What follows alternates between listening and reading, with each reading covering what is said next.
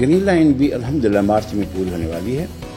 Government federal government बना रही है, लेकिन ऑटोमेटिकली सेंट्रल गवर्नमेंट के हवाले की जाएगी।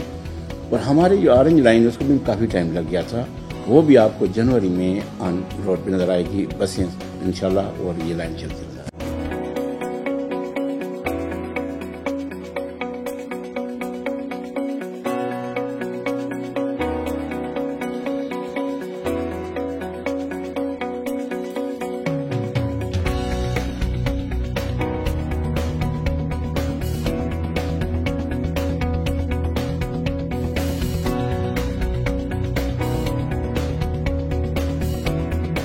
तक तो जो पोजीशन चल रही है हुकूमत के काम की और उस मामले उनके मामलात में, तो अभी तक तो हुकूमत के कोई भी मंसूबे कामयाब होते और टाइम पे वक्त पे होते हुए नज़र नहीं आ रहा है।